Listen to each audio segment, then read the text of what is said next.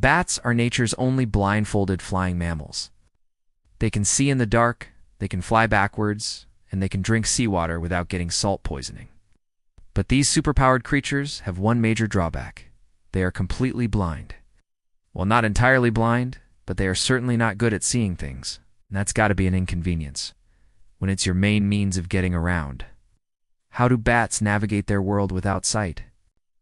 As it turns out, these little guys have some pretty amazing adaptations to help them get by. Let's dive into what makes bats so special. One thing you might not know about bats is that they are actually mammals. That means they give birth to live babies and nurse them with milk. This is pretty surprising given that they look more like giant insects with wings. But there are plenty of other mammals that don't look much like us either, like dolphins and anteaters. So looks can be deceiving. Bats are also warm-blooded and have fur, even though you can't see it without a microscope. The reason they do and have any obvious fur is that their bodies are covered in tiny downy hairs that feel soft to the touch, just like peach fuzz on your arm. There are over 1,400 bat species alive today, and they can be found all over the world. They come in all shapes and sizes, from the tiny bumblebee bat, which is no bigger than a bumblebee, to the giant golden-crowned flying fox, which has a wingspan of up to 5 feet. Despite their size difference, all bats share one thing in common. They are nocturnal. In other words, they are most active during the night when their predators are asleep. This adaptation allows them to avoid daytime predators like hawks and owls, and it also means that they have the whole night to themselves to hunt for food. But being active at night presents its own challenges, like how to find food when you can't see very well. You would think that evolution would have given bats good eyesight so they could hunt for food, but that's not the case. Most bats couldn't see well enough to make out the features on your face. If you were standing right in front of them, some species can see better than others, but none of them can match the eyesight of an eagle or even a human. Now, you might be thinking this is a real problem. I mean, how do you hunt for food if you can't see it? But bats have evolved other ways to get around. Instead of relying on their eyes, bats use echolocation to navigate and hunt. Echolocation is a biological sonar system that allows bats to see with sound. Here's how it works. First, a bat emits a high-pitched screech that is too high for humans to hear. Then the sound waves bounce off objects in the bat's environment, such as trees and insects. The bat can then process the returning echoes and create a mental image of its surroundings. This allows the bat to avoid obstacles while flying, and also tells the bat where the insect is, so it can catch it. To make echolocation even more accurate, some bats emit different calls depending on what they're trying to do. For example, when they're flying, they might use a long, low call that gives them information about their surroundings. When they're hunting, they might use a short, high call that lets them get a fix on the location of their prey. But echolocation doesn't just help bats navigate and hunt. It also helps them communicate with each other. For example, female bats use a special call to attract mates. Male bats use a variety of calls to respond to females and to fight off rivals. Now, you might be wondering why bats are the only mammals that have echolocation abilities. Well, the truth is, they aren't. Dolphins and some species of whales also use echolocation to navigate and hunt. But bats are the only mammals that use it to get around on land.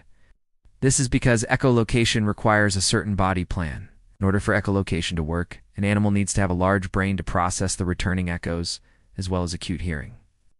In addition, the animal needs to be able to produce a lot of sound. This is why bats are often called the orchestra of the night, because they make so much noise when they're communicating or hunting. All these adaptations allow bats to thrive in the dark, even though they can't see very well. During the day, bats sleep with other bats, but once the sun goes down, they head off on their own to hunt. This allows them to avoid competing with each other for food. Of course, there are exceptions to this rule.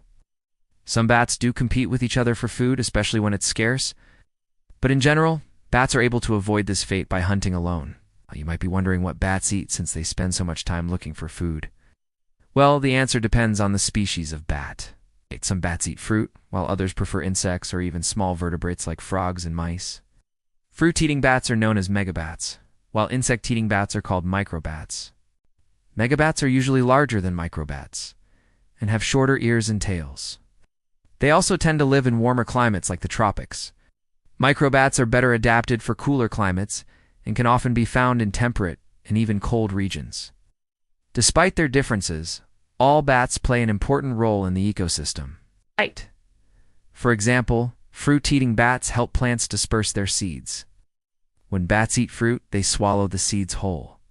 The seeds then pass through the bat's digestive system unharmed and are deposited on the ground in a new location. This helps plants spread their seeds over a wide area, which increases their chances of survival. Insectivorous bats, on the other hand, help control insect populations. By eating insects, bats reduce the number of insects that can carry diseases or damage crops. But bats are not just beneficial to the ecosystem.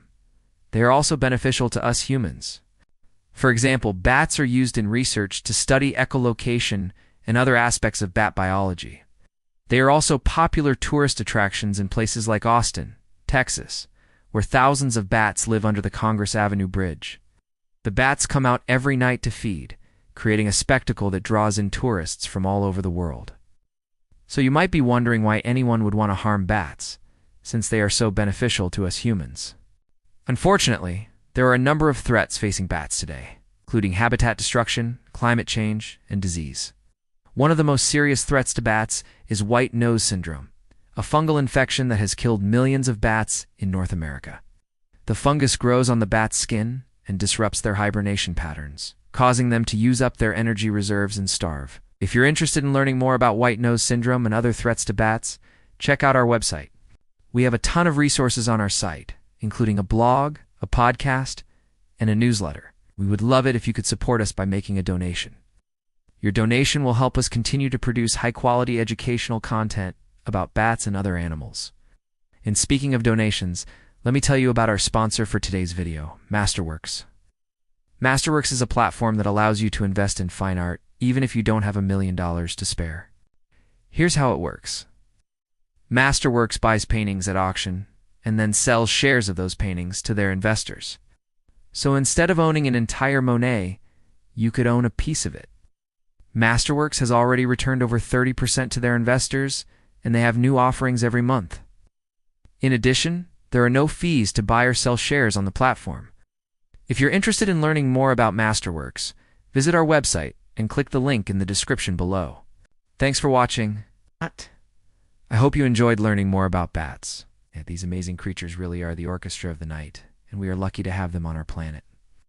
So next time you hear a bat squeaking in the night, take a moment to appreciate this unique and fascinating animal.